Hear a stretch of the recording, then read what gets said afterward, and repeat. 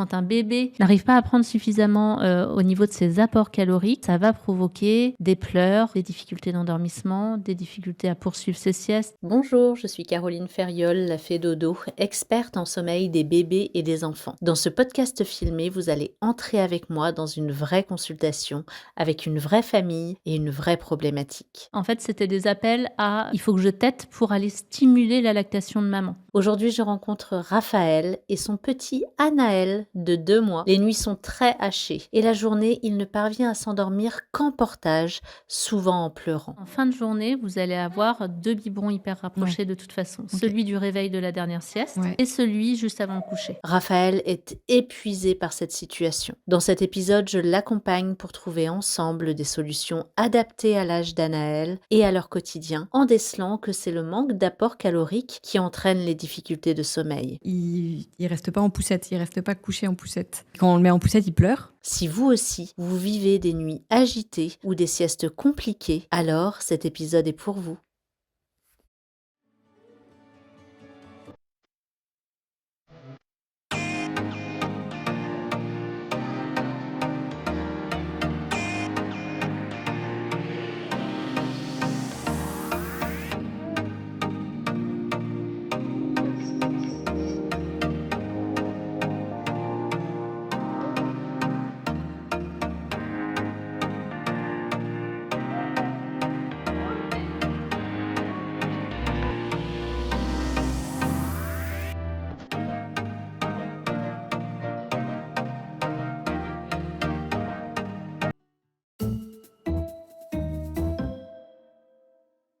Bonjour Raphaël. Bonjour.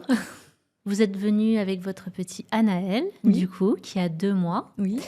Et on fait ensemble une consultation concernant le sommeil d'Anaël parce que c'est pas facile. Oui.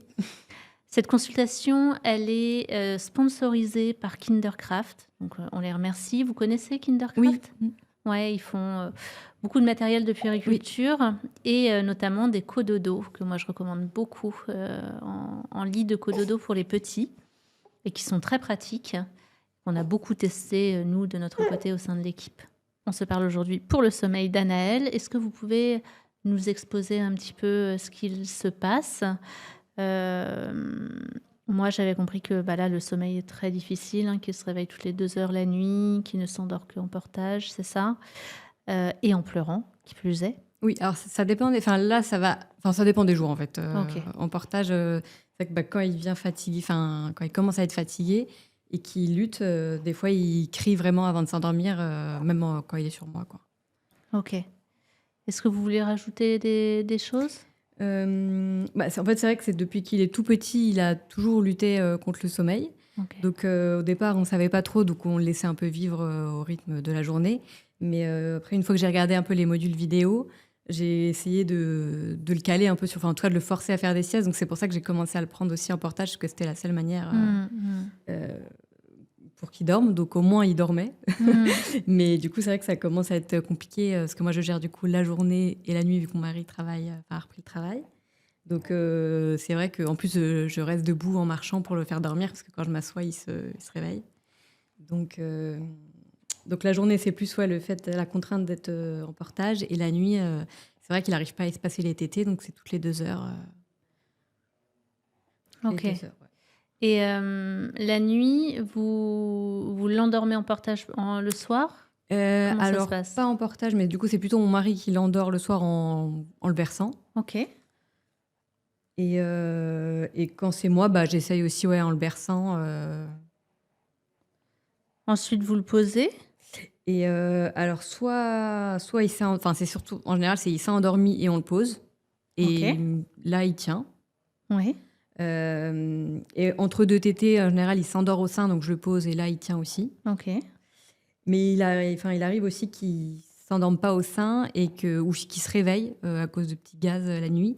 Et donc là, je dois le rendormir. Et c'est vrai que là, je passe quand même une demi-heure, 1 heure à le rendormir dans son lit. Donc j'essaie quand même de le laisser allonger dans son lit et de lui tenir la tétine pour qu'il s'endorme de lui-même dans le cododo. Ok. Vous utilisez beaucoup la tétine ? Alors, il ne la prenait pas jusqu'à très peu de temps. Donc là, on commence à l'utiliser, mais sinon, on utilisait surtout le doigt pour l'endormir parce qu'il avait quand même un fort réflexe de succion. Donc on voyait que ça l'apaisait, mais il prenait pas du tout la tétine. Il dort dans un cododo à côté de vous, c'est ça? Oui, alors je l'ai pas, moi, collé ouvert à mon lit, c'est juste que le cododo, enfin le lit est à côté, mais Ok. il est fermé. C'est votre premier bébé? Oui. Ouais. Il est né à terme? Il est né à J+6. Ouais. Ok. Vous me disiez que parfois vous avez la sensation qu'il était bloqué au niveau du transit. Qu'est-ce que ça veut dire pour vous? En fait, la nuit, je vois, c'est que parfois quand il commence à se réveiller, c'est pas forcément qu'il a faim, c'est que il commence à avoir des gaz et je vois que ça le gêne. Et en fait, après, quand je lui donne un peu la tétine ou même quand je vais lui donner le sein, et ben là, il va se libérer, donc je vois que ça le soulage. Et notamment cette nuit, je voyais qu'il était, j'entendais son petit ventre faire plein de petits bruits. Et du coup, il faisait des petits pets, mais je pense que ça le bloquait pour l'endormir.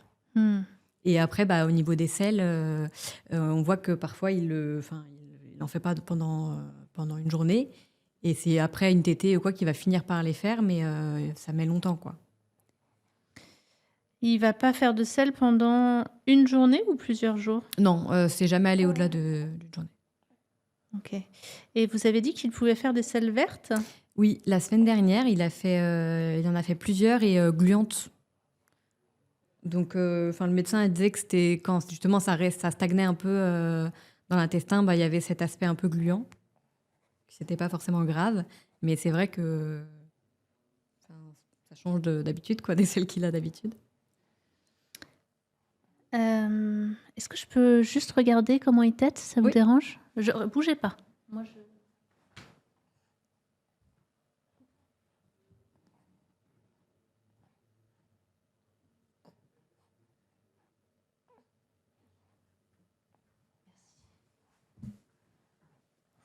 Merci. Est-ce qu'il est aussi à l'aise à droite et à gauche? Oui. Ouais. Et il a tout de suite bien pris le sein, des bébés. Ok. Voilà, oui, il a plutôt une bonne prise en bouche. Est-ce qu'il y a parfois où ça va faire... il va se détacher du sein? Non, pas vraiment. Juste Non. à la fin, quand vraiment il a fini. Mais quand il tète, normalement, il se met au sein et il ventouse bien, il reste ventousé. Il n'y a pas de bruit de succion ou quoi que ce soit. Non, et puis je vois même bien le lait autour de sa bouche. Ok.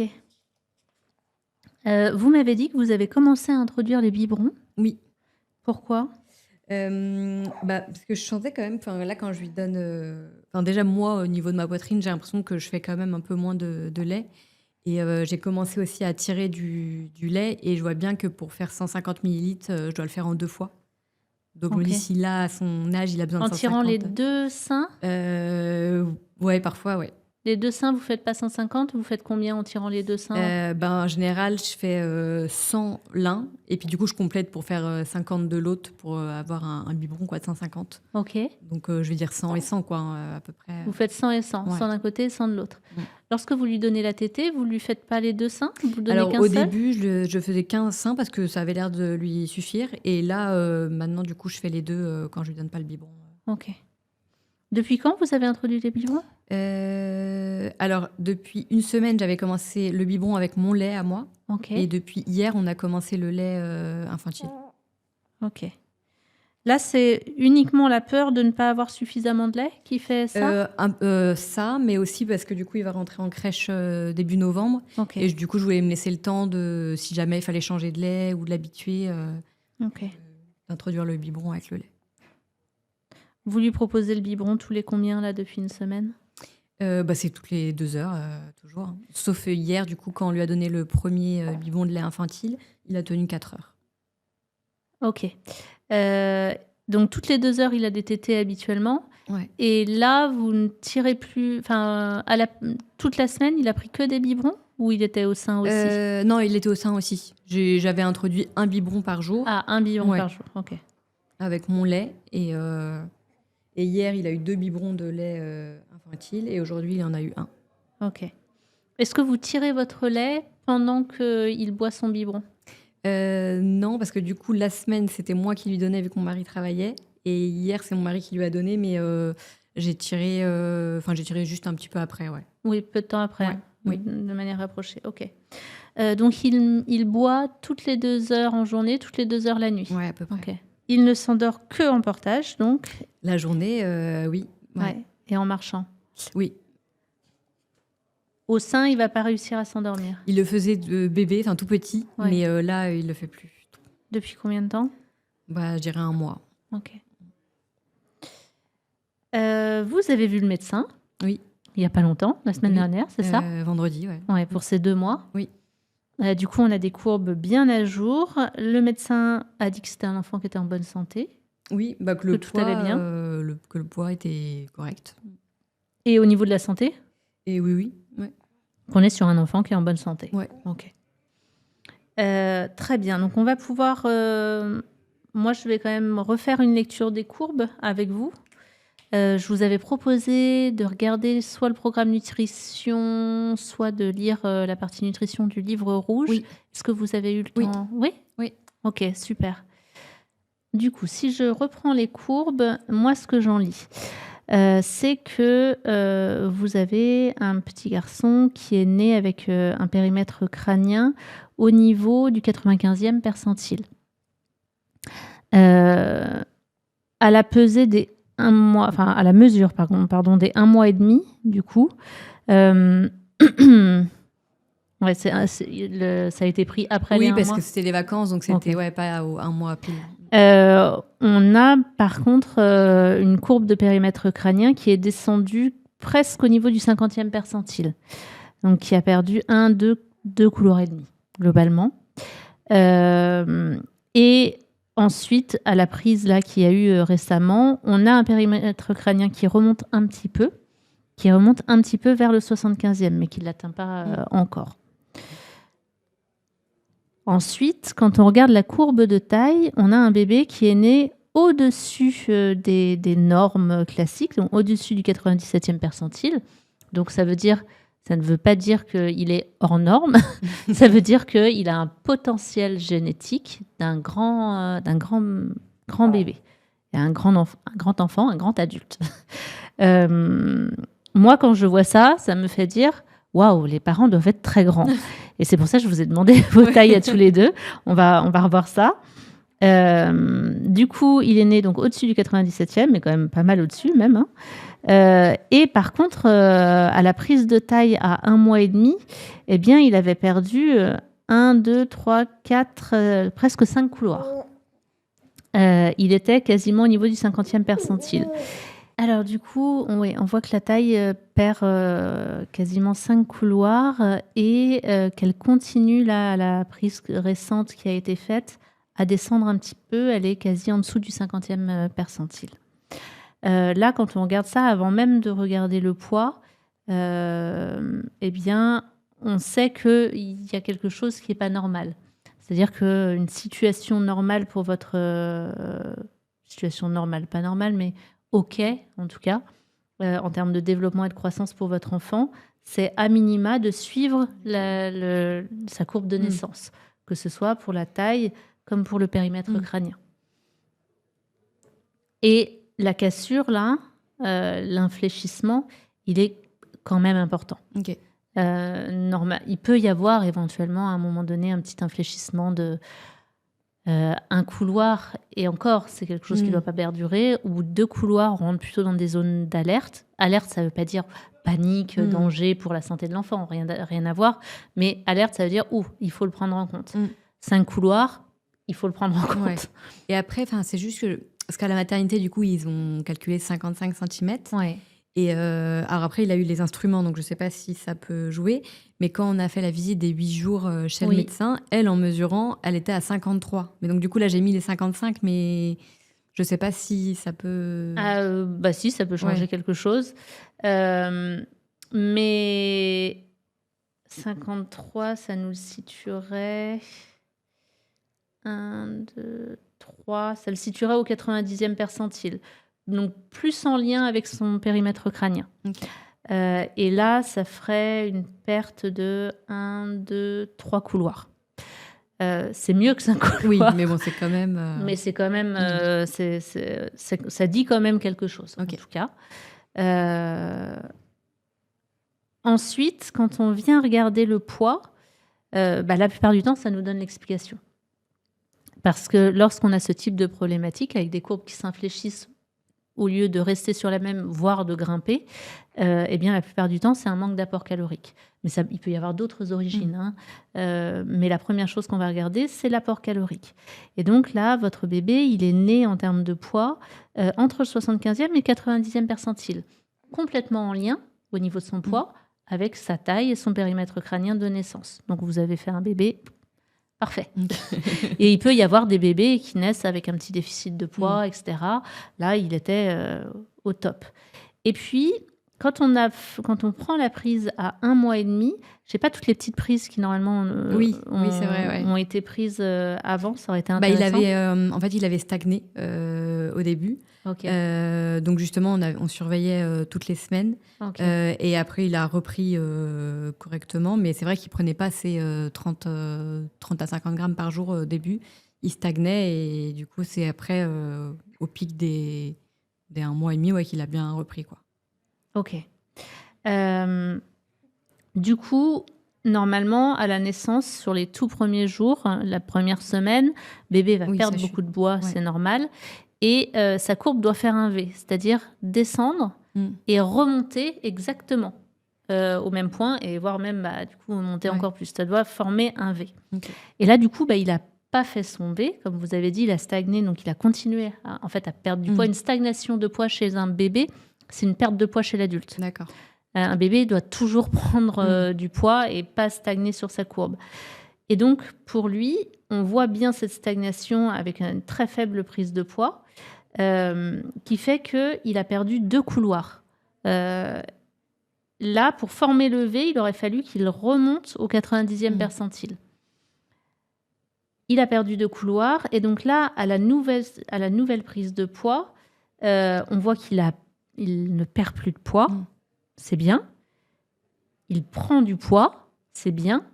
Mais pas suffisamment. Pas remonter assez, Pas suffisamment, parce que là, lui, il a besoin de remonter 1, 2, 3 couloirs.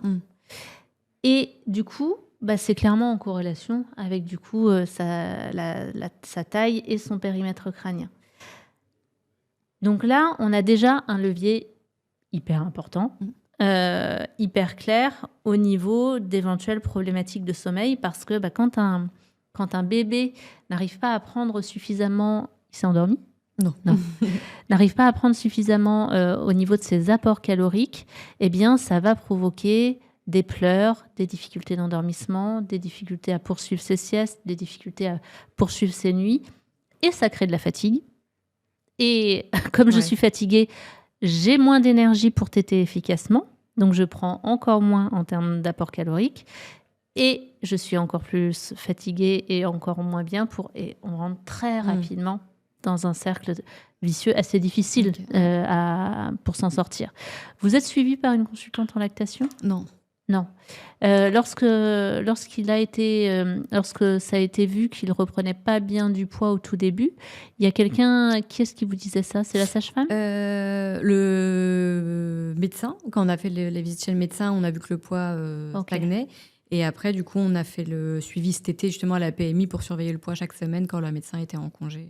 Ok. Et il n'y a pas eu de conseils ou d'accompagnement au niveau de l'allaitement, justement, la médecin m'avait dit de faire plutôt toutes les heures et demie, de lui proposer toutes les heures et demie pour justement lui donner plus. Oui. Donc, ce que j'ai fait. Et après, c'est là qu'il a commencé à reprendre du poids. Donc, et après, je le refaisais à la demande, en fait. Mais donc, il tenait plus ou moins 2 heures, lui, de lui-même. Ok. Là, vis-à-vis des problématiques que vous mentionnez, le fait qu'il ait un fort réflexe de succion, pour moi, c'est pas un fort réflexe de succion. Du coup, c'est la faim. Oui, simplement. D'ailleurs, c'est la plupart du temps, c'est ça. Et du coup, toutes les fois où il a tété votre doigt ou tété la tétine, en fait, c'était des appels à il faut que je tète pour aller stimuler la lactation de maman. Vos seins produisent en fonction de comment ils sont stimulés. Là, pour moi, votre allaitement, il n'est pas... c'est quasi jamais l'allaitement de la maman qui va pas. C'est comment les seins sont stimulés. Normalement, quasi toutes les femmes sont à même de pouvoir allaiter leur enfant, quel que soit leur gabarit. Et c'est l'enfant, par contre, qui peut avoir des petits problèmes de succion ou bien une maman pas bien accompagnée, parce que c'est loin d'être évident d'allaiter en termes de conseils. Et du coup, je vais donner le petit doigt quand il va demander de la succion ou une tétine et pas le mettre au sein, alors que c'est le moment de stimuler les seins pour qu'ils produisent plus. Et puis, on peut rentrer rapidement dans quelque chose où il peut y avoir un manque d'apport. Ce qui est génial, c'est qu'il a que 2 mois. Oui. Que moi, je vois plein de familles avec des bébés de 6 mois, de 1 an, qui ont fait perdurer des choses comme ça avec des grosses difficultés et où là, il y a des incidences importantes. Et pour moi, là, dans la situation de sommeil dans laquelle vous êtes, c'est clairement le plus gros facteur. Okay. Donc là, on va voir d'autres choses, hein, évidemment. On ne va pas s'arrêter là, mais là, le plus gros conseil que moi, j'aurais tendance à vous donner, c'est prenez un rendez-vous avec une bonne consultante en lactation IBCLC, un rendez-vous, voire un suivi, si vous pouvez. Ouais. Alors, juste, je rappelle, parce que du coup, je ne l'ai pas mentionné, mais vous mesurez 1m63, mais vos sœurs mesurent 1m72 et il y a eu un petit problème de croissance pour vous, dû à des problèmes de dos, c'est ça. Donc, normalement, vous êtes encore plus grande que vous ne l'êtes. Oui. Parce qu'un 1m63, c'est déjà grand, c'est ma taille. Du coup, vous mesurez normalement quasi 1m70. Et le papa est grand aussi, il mesure 1m84. Oui. Et donc, avec vos 2 tailles à tous les deux, il est normal d'avoir fait un super gabarit, un petit grand, qui peut même peut-être être encore plus grand que le potentiel de naissance qui lui était indiqué. Mais ça veut dire aussi, en contrepartie, que quand on fait des petits grands comme ça, et ça fait partie beaucoup des familles que j'accompagne, et du coup, par contre, derrière, il y a une vigilance importante à avoir du côté de l'alimentation et du lait, et des apports en lait. Donc là, pour moi, la première chose, c'est de voir une consultante en lactation pour permettre d'indiquer à vos seins qu'il y a besoin de produire plus. Et ça peut se faire de plein de manières différentes.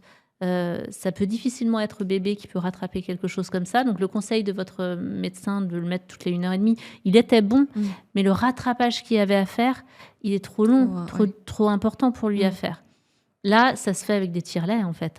Et c'est des pompages juste après l'allaitement. Vous mettez le tire-lait quand vos seins sont vides, et là vous stimulez du coup à fond vos seins. L'idée c'est pas de faire sortir du lait, c'est de dire au sein quand le bébé a faim, il a besoin de quasi 2 fois plus que ce que tu fais là actuellement. Okay. Après, quand vous me dites que vous produisez 100 sur chacun de vos seins, c'est une super production déjà. Ouais. Ça lui fait 200 millilitres à chaque tétée potentiel. C'est très bien. Ouais. Donc là, il faudrait voir réellement combien il prend. Parce que par contre, il a tous les éléments de... Bon, alors de toute façon, c'est vu dans les courbes, le fait qu'il ne prend pas suffisamment. Mais du coup, ça se voit aussi via le signe des selles. Le fait qu'il ne fasse pas des selles de la journée parfois et qu'elles aient du mal à venir, c'est en fait... clairement en lien avec les bébés qui n'arrivent pas à avoir l'apport calorique suffisant. D'accord. C'est pas des constipations. Okay. S'il était constipé, elle sortirait pas verte, gluante. Oui, puis ça serait l'aspect plus solide, parce que là, ça reste... exactement. Ça sortirait en petites billes noires toutes dures. Okay. Ça, c'est de la constipation. Okay. Quand un bébé allaité ne fait pas de selle pendant plusieurs jours ou ne fait pas suffisamment de selle, normalement, il doit faire une selle quasi après chaque tétée. Ouais. Quand il ne fait pas ça ou pas suffisamment, ou qu'il a l'air de se tortiller comme ça, en réalité, on peut croire que c'est parce que c'est coincé ou que c'est difficile ou que ça lui fait mal. Mais en fait, c'est juste parce qu'il n'y a pas eu assez. D'accord. Et dès lors que ça revient, alors là, il peut il refera ses selles correctement sans problème. Donc, c'est pas de la constipation, tant mieux.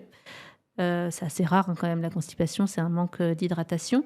Et les selles vertes, Il peut y avoir plusieurs explications, mais parmi les explications les plus classiques pour les selles vertes, c'est un surplus de lactose. Ça veut dire que ça arrive beaucoup avec les bébés qui vont ne pas finir de téter tout le sein, en fait, qui vont prendre beaucoup le début de la tétée avec un lait qui est très fort en lactose. C'est le sucre du lait. Et du coup, c'est un lait un petit peu moins gras. Il n'a pas suffisamment de gras dans son lait, globalement, mais c'est souvent parce qu'il ne fait pas une tétée suffisante, suffisamment importante. Donc là, pour moi, l'ensemble des symptômes que vous avez, le fait qu'il tète toutes les 2 heures et toutes les 2 heures encore la nuit, le fait qu'il ait beaucoup de mal à s'endormir et à lâcher prise, le fait qu'il fasse peu de sel et des selles vertes parfois, et les courbes, tout ça, c'est vraiment un tableau type. J'ai besoin de plus, maman, pour me sentir bien. Normalement, à la fin des tétées, vous pouvez savoir quand est-ce que bébé est à la fin des biberons, on en parlait hors caméra tout à l'heure, pour savoir si votre bébé a suffisamment bu. Ça c'est une bonne nouvelle. Merci de valider, Naël, qui vient de faire des selles dans sa couche. Il dit oui. Parce qu'en fait, j'explique parce que c'était pas filmé, mais il a pris un biberon de 150 millilitres il y a peu de temps, il y a une demi-heure, je crois. 13 heures, ouais, un peu plus, ouais.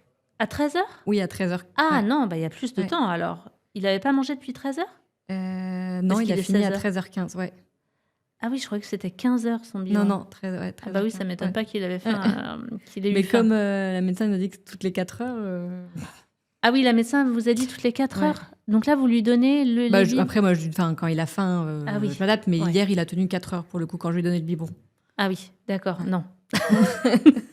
Non, bah oui, ça fait partie aussi des grands mythes qu'il est important de déconstruire. Les biberons, c'est pas toutes les 4 heures.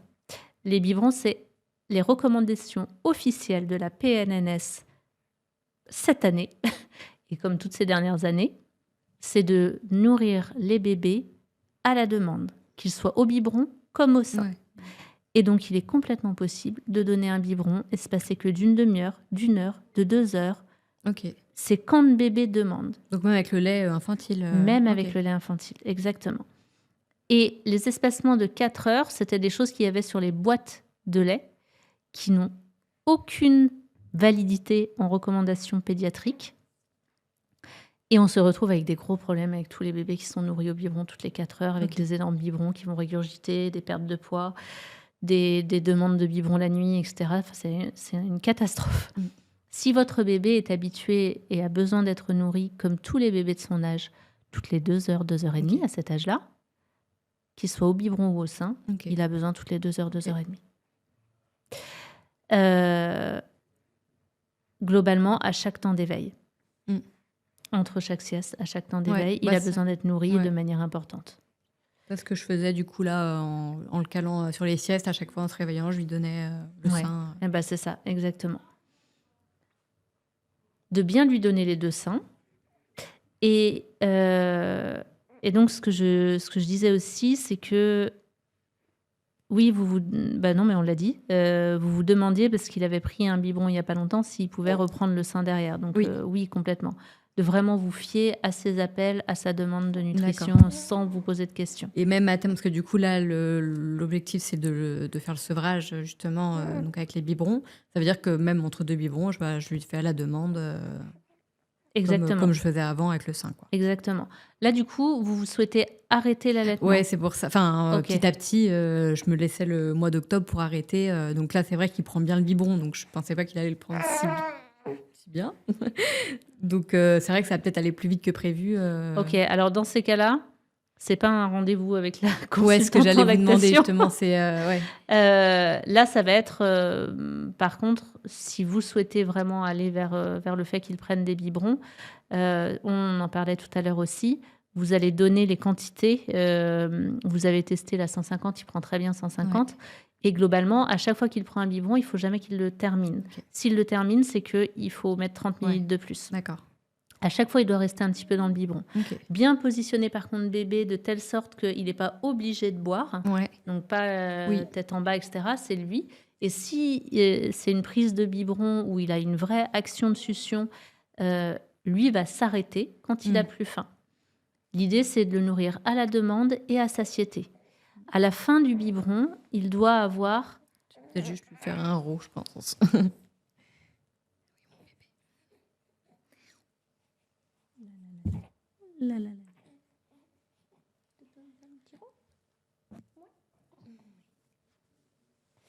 À la fin du biberon ou à la fin de la tétée, si vous voulez savoir si votre bébé est repu, il doit avoir un air un petit peu groggy, idéalement pas agité, et il doit avoir les mains ouvertes. Ok. C'est un des signes les plus clairs que bébé a suffisamment mangé. Ok. Et le fait que depuis sa naissance, il ait aussi toujours un peu les poings fermés, c'est un signe de faim. Ouais, c'est simplement ça. Et ça fait tendre en fait les bébés. Ouais. Ça les rend constamment tendus. Et ça peut faire que d'ailleurs ils puissent se mettre tout le temps en arrière. Oui. Et on peut avoir tendance à confondre ça par un reflux gastro-œsophagien interne, des difficultés, des douleurs. Et en fait, 99% du temps, c'est juste un manque d'apport calorique. Ok. Et donc là, vous allez avoir un bébé qui va changer potentiellement d'attitude très fortement dès lors que vous allez pouvoir lui apporter les quantités dont il a besoin. Là, c'est prochainement, à chaque fois qu'il a besoin de manger et à son âge. Toutes les 2 heures, 2 heures et demie, c'est normal en journée. Et du coup, il va diminuer largement la nuit, vous allez voir. Et que vous veillez que à la fin de la tétée ou de la prise de biberon, il en a laissé. C'est un bébé qui est comme ça. Il en ressort un peu de sa bouche. Ça, c'est un signe aussi hyper important. Le fait qu'il en ressorte, ça veut dire que là, il est à plein. Et c'est normal et c'est bien. Et là, vous pouvez vous dire, OK, super. Là, c'est bon, le biberon était au top. Il a bien bu son biberon. Ou au niveau des seins, il a eu suffisamment. Ok. Et du coup, là, si vous le regardez, bah, peut-être que je ne sais pas s'il a eu assez ou pas.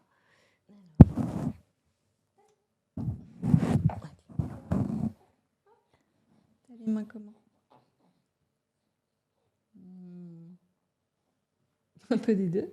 Est-ce que vous avez un biberon avec vous? Non. Ah non. Ah, ça aurait été pas mal, on aurait pu tester. Parce que là, du coup, si vous faites le sevrage notamment et que vous le faites petit à petit, vous allez pouvoir tester après la tétée, vous avez un biberon de prêt et vous lui proposez.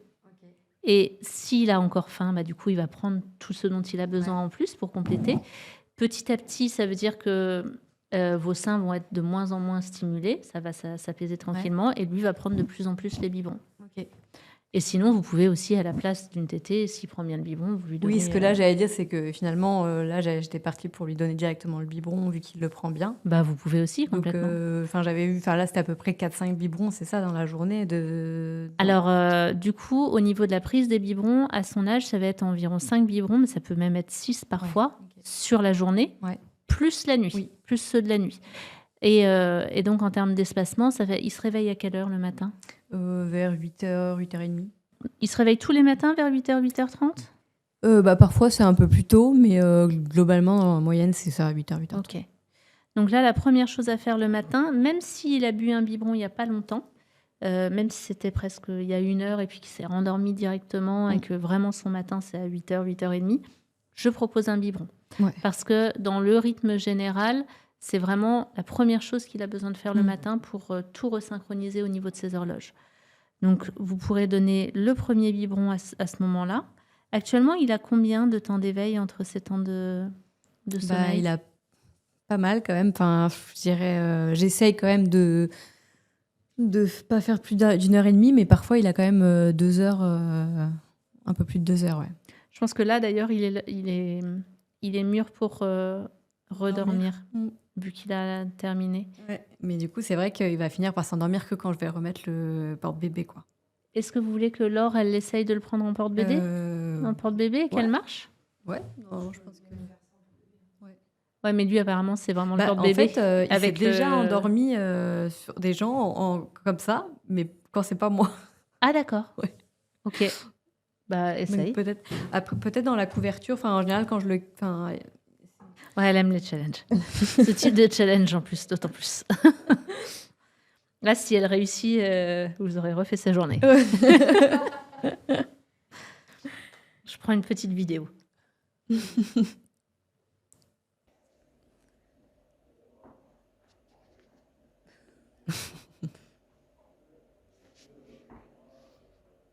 Il s'endort avec une tétine en portage? Ça dépend. Parfois non, et parfois quand il est en crise, justement, même en portage, je lui donne la tétine et ça l'apaise. Ok. Du coup, à partir de maintenant, quand il est en crise, on propose, Oui. on propose à Mais manger. parfois, est-ce que c'est lié du coup le fait que quand il est vraiment très fatigué, c'est là qu'il s'énerve, c'est vraiment un cri de fatigue, c'est pas Ouais. le cri de faim. Oui, Donc là, est-ce que, je quand l'endors. même. Ah, ou je lui Non, donne quand même. proposez quand ok. même. Proposez quand même parce que il est très fatigué, mais il a aussi faim. Ouais. Et du coup, D'accord. après, il peut être tellement fatigué et avoir tellement faim qu'il n'arrive pas à prendre. Ouais. Mais s'il arrive, ça l'aidera. Ouais. Ok. Ça l'aidera dans la situation dans laquelle il est là, Ouais. de toute façon. Ok.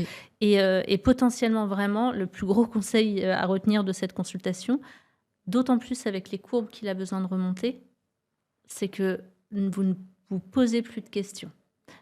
S'il pleure, Je lui donne. s'il chouine, ça fait une demi-heure qu'il a pris un biberon, vous lui reproposez. D'accord. Ok.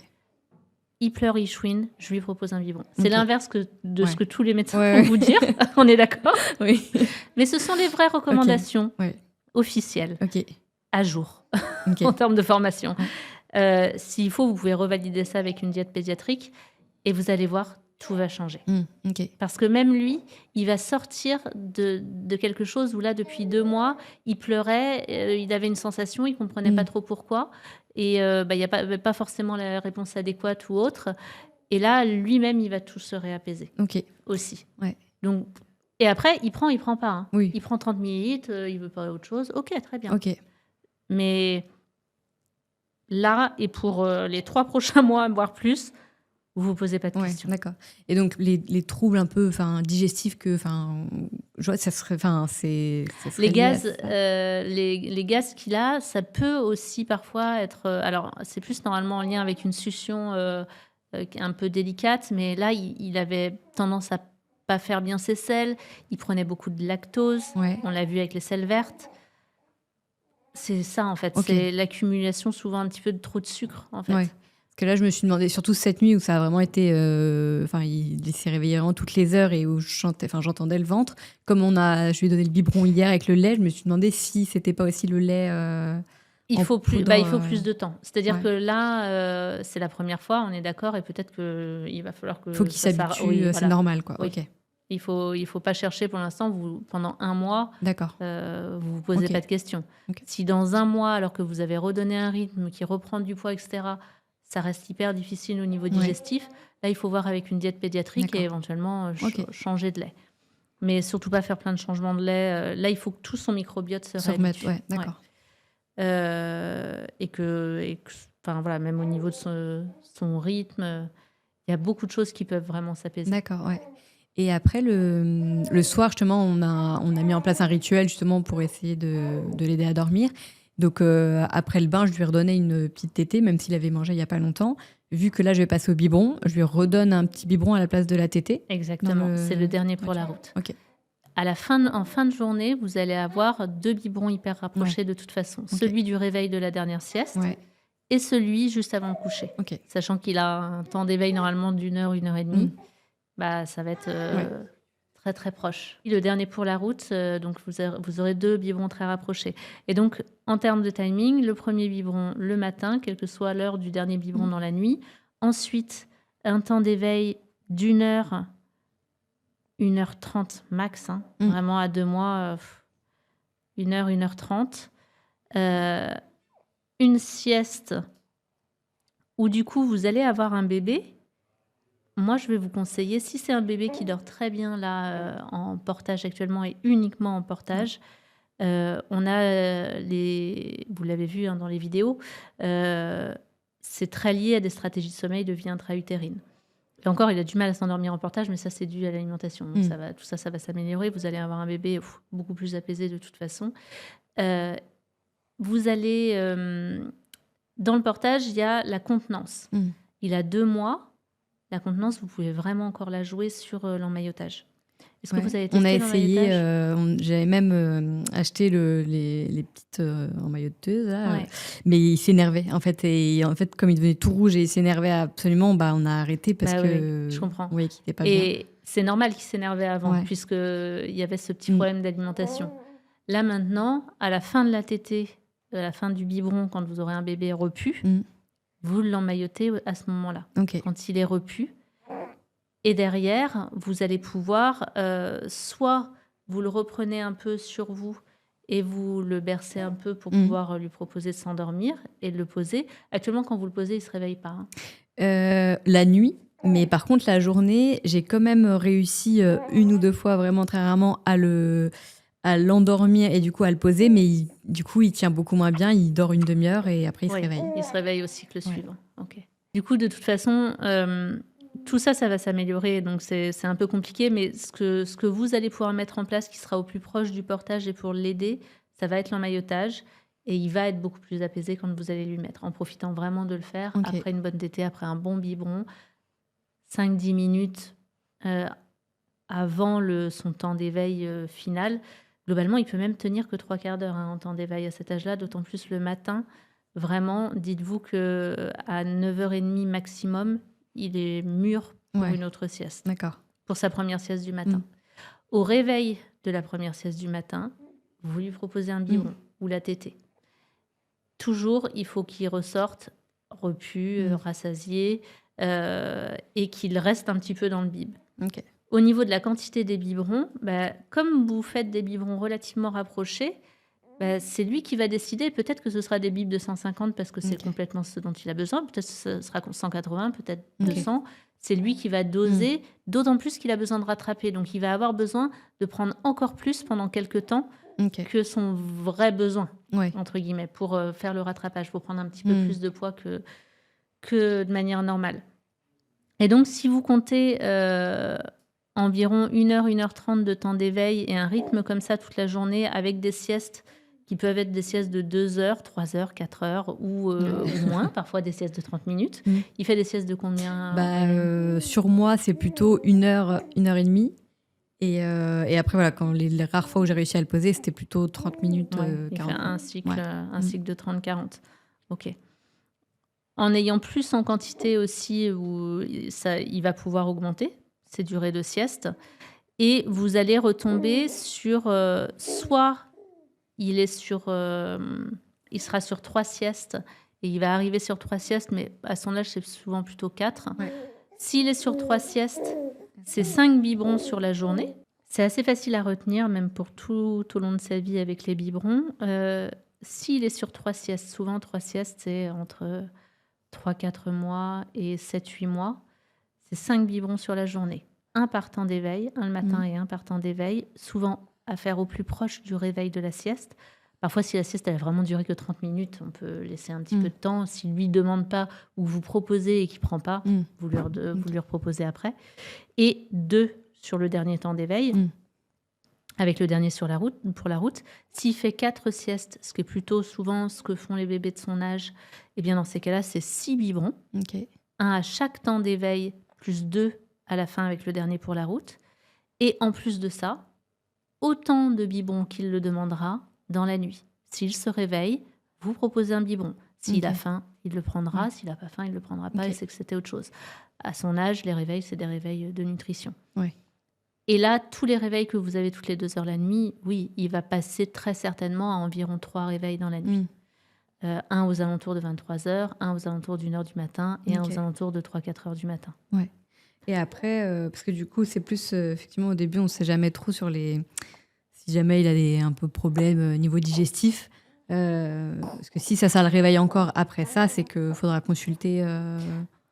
Vous pourrez en parler avec la diète pédiatrique parce qu'elle pourra vraiment avoir bien connaissance de ce qu'il y a dans les laits et éventuellement voir s'il y a un lait qui sera un petit peu plus digeste qu'un autre. Parce que même moi, des fois, avec mes tétés, la nuit, je le sentais gêné quand même au niveau du ventre. Mais c'est peut-être lié à... Oui. Peut-être qu'il avait faim, quoi. Ou bien au lait avec beaucoup de lactose. On a dit le sucre. Hein. Ouais. C'est pour ça que pour moi, tant qu'on ne retrouve pas un bébé Ouais. avec les apports caloriques, pour tout vous dire, on vient beaucoup, beaucoup nous consulter pour des bébés RGO, Ouais. avec des coliques, qui, entre guillemets, soi-disant, ont des problèmes digestifs. On croit avec ces symptômes-là Ouais. qu'ils en ont. Vraiment, on est quasi à du 100% avec ce type de problématique-là. Bébé qui s'arque en arrière, qui pleure beaucoup, etc. Où c'est juste un manque la d'apport faim. calorique. Ok. Et après, il n'y a pas de risque. Enfin, de toute façon, s'il ne veut pas, il ne prendra pas. Il n'y a pas de Exactement. risque que ça qu'il prenne trop et que ça lui fasse Non, mal non, après. Les bébés qui vont être à même de prendre trop, ça va être des bébés, soit des bébés avec un reflux gastro-œsophagien lié à une APLV, mais c'est des bébés qui régurgitent énormément et pas régurgiter juste après le biberon, qui Ouais. régurgitent pendant tout le temps Ok. d'éveil et caillés et acides, etc. Où là, c'est plus une problématique d'APLV et qui veulent prendre du biberon pour s'apaiser. D'accord.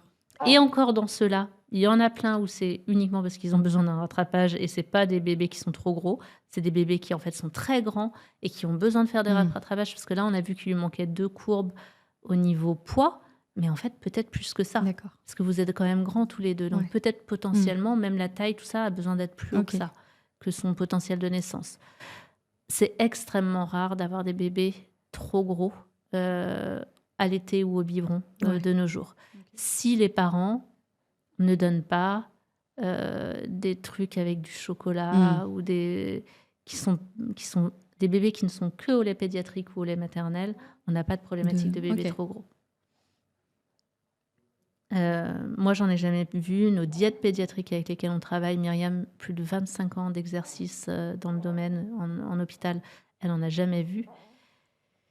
Et quand on a des bébés qui sont soi-disant trop gros, diagnostiqués soi-disant trop gros, en fait, pas du tout. Ok.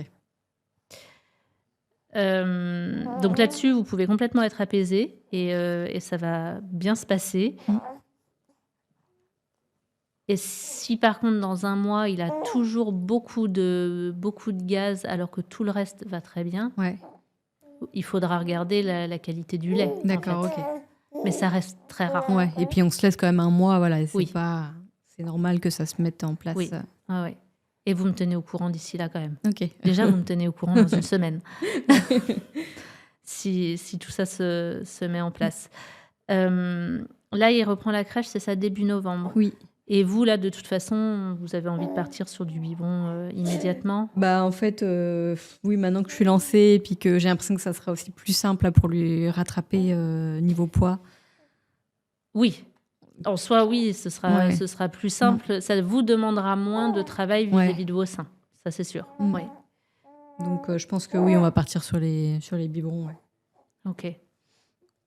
Ça ne vous empêche pas de tirer votre lait et de mélanger même votre lait avec le lait pédiatrique. D'accord, ok. Si vous voulez qu'il ait du lait maternel en plus. Dans le même biberon, je peux... exactement. Okay. Tout le temps où vous avez du lait, c'est complètement possible. Et il y a c'est moitié-moitié ou peu importe, peu importe. Peux mettre un petit peu Oui, c'est ça. Peu importe. Il y a pas de...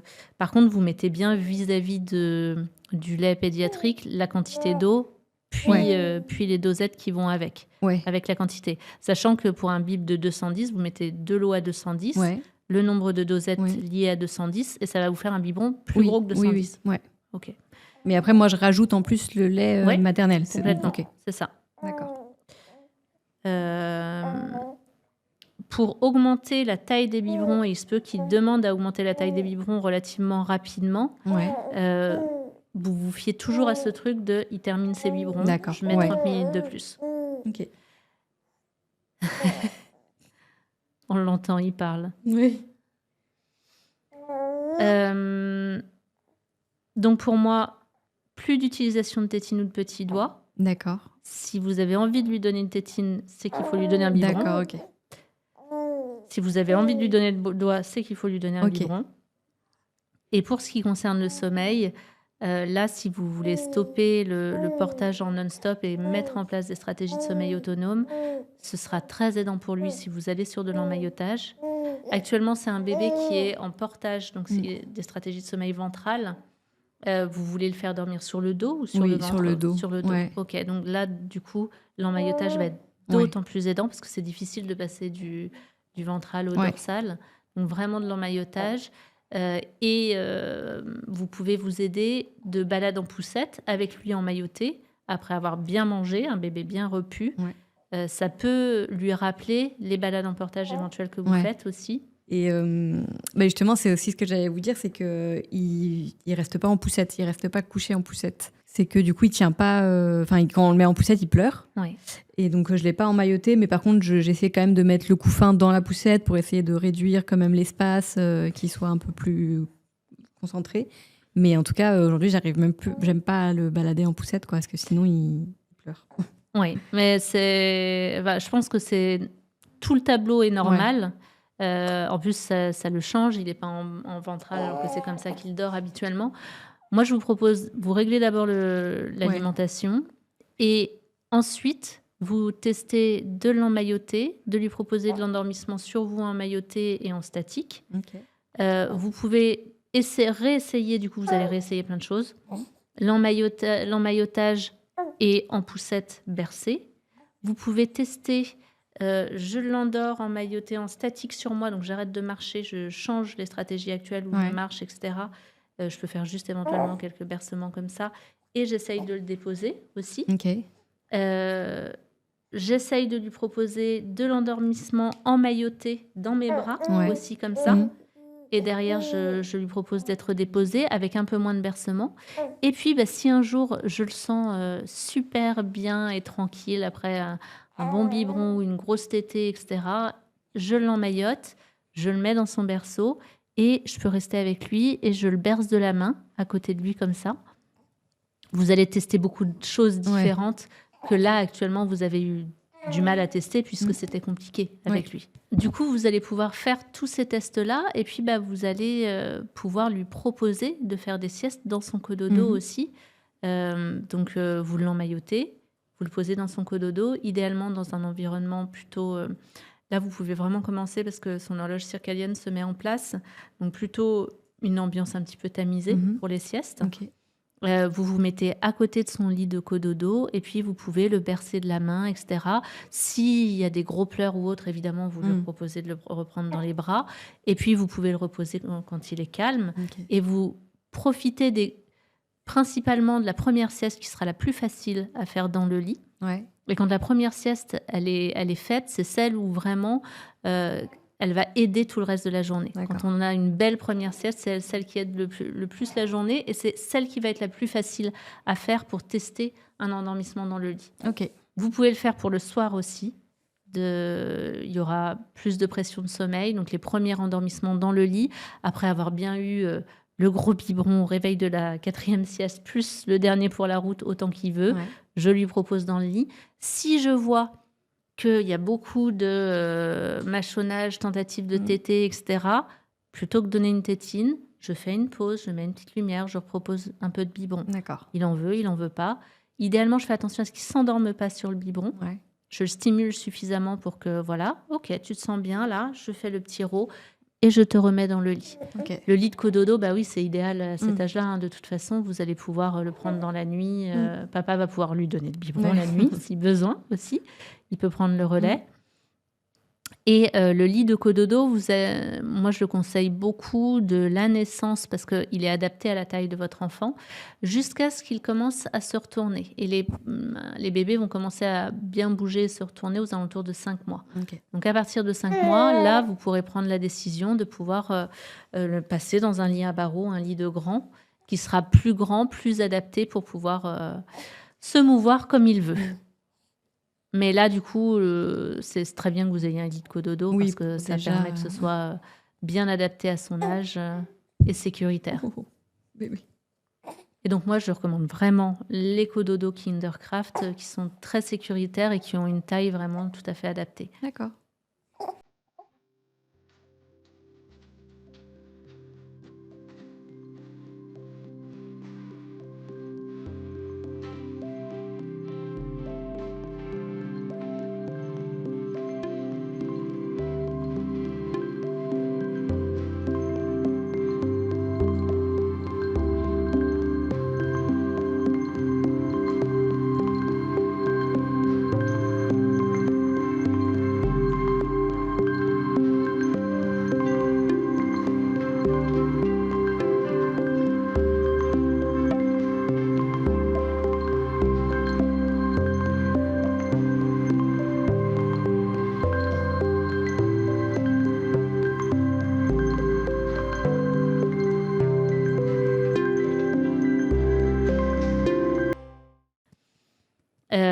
respectant vraiment les temps d'éveil parce que ça va vous aider, en respectant, en ne dépassant pas pour faire ces propositions-là 1 heure à 2 mois. Hein. Ouais. 1 heure, peut-être même parfois au bout de 30 minutes, il sera mûr pour dormir. Ouais. Vous allez pouvoir ressortir vos couvertures d'emmaillotage si elles sont toujours à sa taille. C'était parce qu'en plus souvent on dit que c'est jusqu'à 3 mois l'emmaillotage, non? Est-ce que, parce que là finalement il va quand même aller sur les 3 mois. Est-ce que, Il aura 3 mois dans combien de temps? Le 13 octobre. Ok, vous avez encore 2 semaines devant vous. Ouais. Ça suffit. Utilisez-les. Okay. Ça va vous aider. Et on dit 3 mois, c'est pas à 3 mois pile, c'est-à-dire c'est à partir du moment où il devient vraiment moteur. C'est potentiellement s'il est capable de se retourner ou ce genre de choses. Vous allez voir vis-à-vis de sa motricité. D'accord. Vous pouvez même tenir jusqu'à 4 mois hein, avec certains bébés, sans problème particulier. Là, moi, je pense qu'on a fait quand même le tour de pas mal de choses avec quand même un élément qui vient, je dirais, sabrer toutes vos tentatives jusqu'à présent et qui va tout changer, en réalité. Est-ce que vous avez des questions? Non, globalement, je les ai un peu posées au fur et à mesure. Au fil de l'eau. Donc, j'espère que, que ça va aller de mieux en mieux s'il mange plus. Moi, je vous propose de bien me tenir au courant. On peut...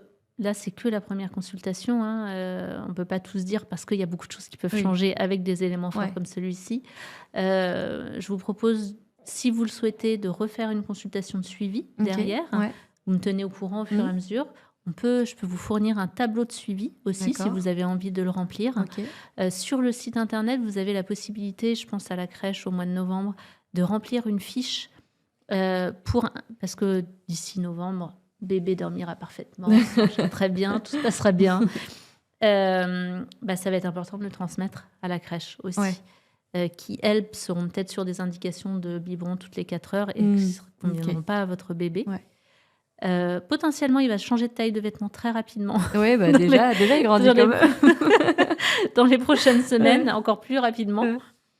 Et puis, s'il y a autre chose qui émerge ou autre, vous savez que vous n'êtes pas toute seule et c'est vraiment important de pouvoir m'envoyer les messages et qu'on fasse quelque chose parce qu'il y a toujours un élément, en fait. Là, ce que vous avez vécu ces 2 derniers mois, en fait, c'est dommage que personne n'ait pu vous suivre correctement pour pouvoir vous donner la réponse plus rapidement.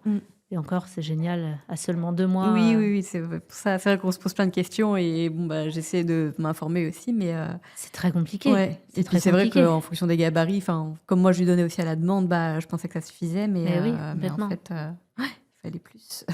Et c'est très compliqué de le savoir, en fait. Et avec plein d'indications différentes d'un côté et de l'autre, quand on est jeune parent, on reçoit pas une formation de 5 ans préalablement. Puis on a peur de mal faire, de trop leur donner, de pas assez, qu'ils aient mal. Comment vous vous sentez là, à la fin de cette consultation? Non, bien. On va essayer. C'est surtout pour lui, en fait, justement, qu'il se sente bien. Parce que c'est vrai que le fait que, des fois, se sentir mal, on ne sait plus trop quoi faire. Donc là, ça donne des pistes pour la suite et en espérant que ça fonctionne vite. Et bien. Ok. C'est pas trop perturbant pour vous de savoir non, ça? après, j'avais quand même, justement, là, ces derniers jours, pu identifier que c'était quand même, je pense, la fin. En tout cas, qu'il fallait lui donner plus. Donc, est-ce que ça va jouer sur le sommeil? Là, ça me confirme que oui. Mais en tout cas, j'avais identifié qu'il fallait qu'il mange plus. Ok. Ouais. Ok, super. Grâce aux courbes et puis au programme ou même avant ça? Du coup, effectivement, en regardant les programmes vidéo et puis là, en le voyant lui aussi, je voyais qu'en mangeant, il était, il semblait quand même affamé encore. Donc, je me suis dit, là, ça y est, c'est vraiment la fin, quoi. Ok, super. Est-ce que ça vous a apporté ce que vous attendiez? Ouais. Ok. Merci beaucoup. Bon, on peut s'arrêter là alors. Merci beaucoup, Raphaël. Merci à vous.